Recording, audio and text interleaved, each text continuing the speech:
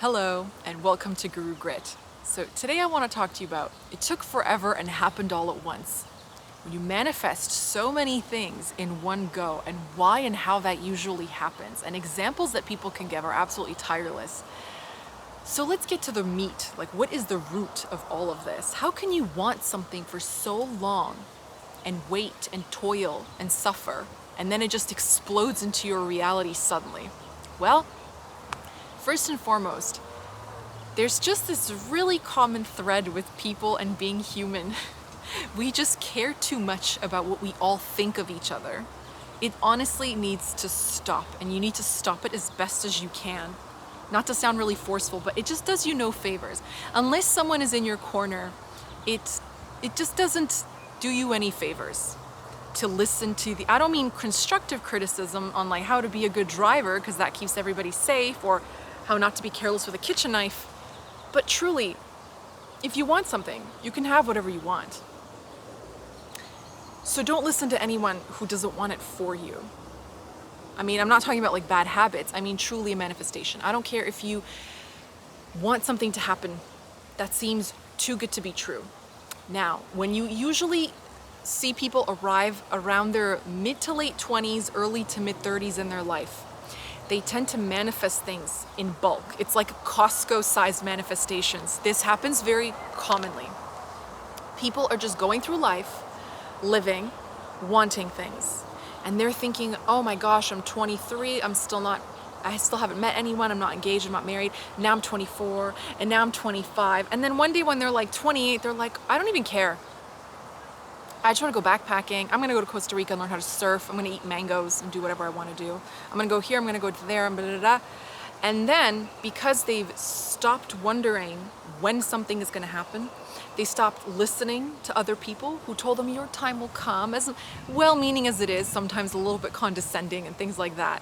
When you really break free from that sort of influence, that influential narrative, and you just do what makes you happy and you're authentic in the way that you live day to day, even if nothing has changed in your outer reality. Every morning you wake up, you make your coffee. Maybe a month before you were miserable because you're drinking coffee alone. Today you just love the smell of it. Maybe you bought a French press, now you're feeling fancy. I don't know, Maybe every day you eat an egg, but today you're especially happy. You love that egg, you love egg yolks. Maybe you're vegan, I don't know, you're eating fruit, and you're happy with it. You start to do these little things with great mindfulness, and these tasks become an absolute joy that you look forward to. This momentum builds up. And now I've said, you're in your late 20s or mid 30s, something like that. And you're so focused on just feeling good, doing whatever you're doing. So nothing in your circumstances has actually changed whatsoever. And now everything breaks open for you in 1 year. And everyone knows someone like this in this age range. Everybody knows at least a handful of people. They went from being single at 35 or 29, maybe not making a lot of money, living in a studio, not doing what they want to do, to getting the job they want.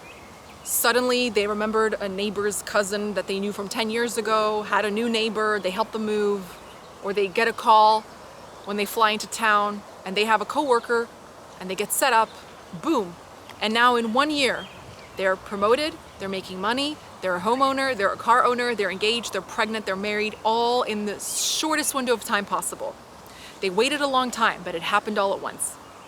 Because all they had to do for a period of time was just learn to enjoy what was already going on around them. Because you can't get to where you want to be if you're miserable where you are. I say that quite a bit in my TikTok videos, but it's true. I think everybody should say that. Everybody should think that. People who teach it know it for a fact. If you don't enjoy the journey, you're not going to enjoy the destination. Have you ever taken a flight you've been absolutely miserable on? And when it lands, you might feel relieved, but you're not really happy that you're at your vacation destination or almost home, because the next thing you think is there's always something else. Now I've got to go through customs. Now I've got to fill out forms. Oh no, they've pulled me aside. Now I've got to wait for my luggage. Now I have to find my car. That energy, it just never ends. Misery attracts more misery. Lack of appreciation and gratitude attracts things that, burden you, inconvenience you, and so forth and so forth.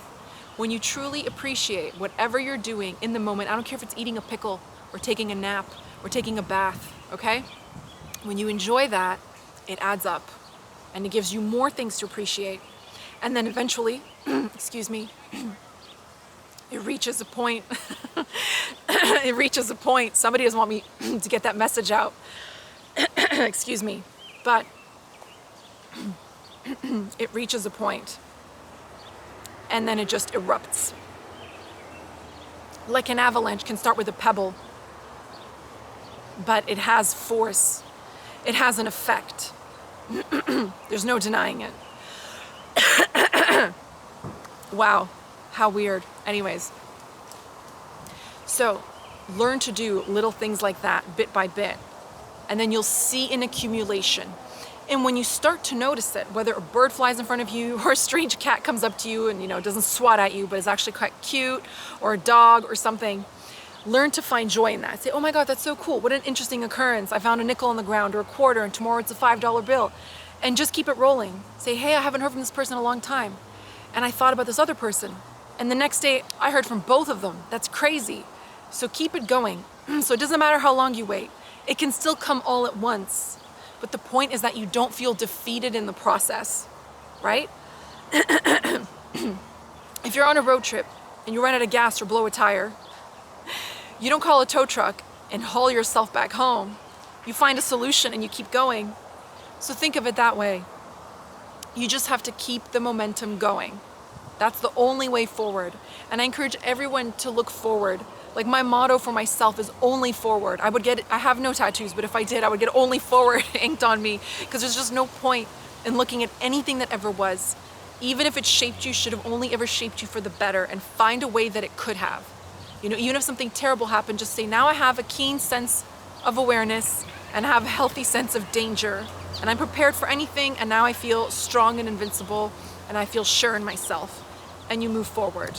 So, for anyone who's waited a long time for something, I have a really strong feeling, I'm not sure why, for the second half of this year, I just feel like I'm going to be getting a lot of phone calls from people in my life telling me that so much is broken loose for them.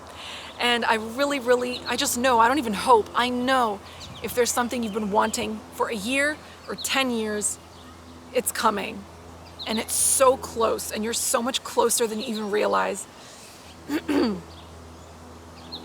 Don't just bear with me, bear with yourself and let it in. So go forth, do what you like to do, drink tea, drink coffee, call your mom, hang out in your garden, hang out with your cat or your dog, go for a walk, do whatever you do normally on the daily with a new sense of profoundness, of appreciation for it, and just watch everything unfold beautifully in your life. And I can't wait to see that for you, and I wish it for you. So thank you so much for being here. Speaking of dogs, there's one running up to me now. Perfect. He's probably listening. So I wish you all the best, and I'll see you next time.